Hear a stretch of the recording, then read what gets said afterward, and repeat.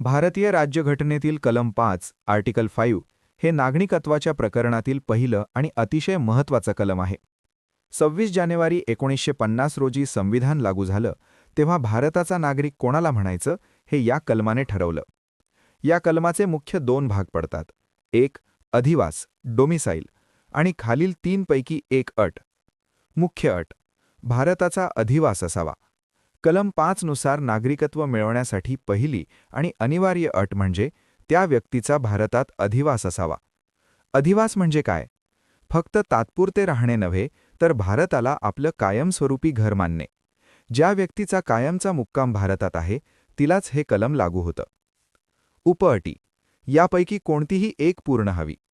अधिवास असण्यासोबतच खालील तीनपैकी किमान एक गोष्ट त्या व्यक्तीच्या बाबतीत खरी असावी लागते.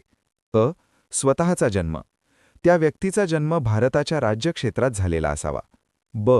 पालकांचा जन्म, जर त्या व्यक्तीचा जन्म भारतात झाला नसेल तर तिच्या आई किंवा वडिलांपैकी कोणाही एकाचा जन्म भारताच्या राज्यक्षेत्रात झालेला असावा. 5 वर्षांचे वास्तव्य, जर वरील दोन्ही गोष्टी लागू होत नसतील तर संविधान लागू होण्यापूर्वी म्हणजे 26 जानेवारी 1950च्या आधी ती व्यक्ती किमान 5 वर्षे सलग भारतात राहत असावी. आता आपण कलमातील बारकावे पाहू. की हायलाइट्स. संविधान लागू होतानाचे नागरिकत्व. हे कलम फक्त 26 जानेवारी 1950 रोजी कोण नागरिक असेल हे सांगते. त्यानंतरच्या जन्माने मिळणाऱ्या नागरिकत्वासाठी संसद नागरिकत्व कायदा 1955 वापरते. एकेरी नागरिकत्व. कलम 5 नुसार नागरिकत्व मिळताना ती व्यक्ती दुसऱ्या देशाची नागरिक नसावी. भारताने सुरुवातीपासूनच एकेरी नागरिकत्व स्वीकारले आहे. व्यक्ती या शब्दाचा अर्थ. व्यक्ती या शब्दात फक्त जिवंत माणसांचा समावेश होतो. एखादी कंपनी किंवा कॉर्पोरेशन या कलमाखाली नागरिकत्व मागू शकत नाही.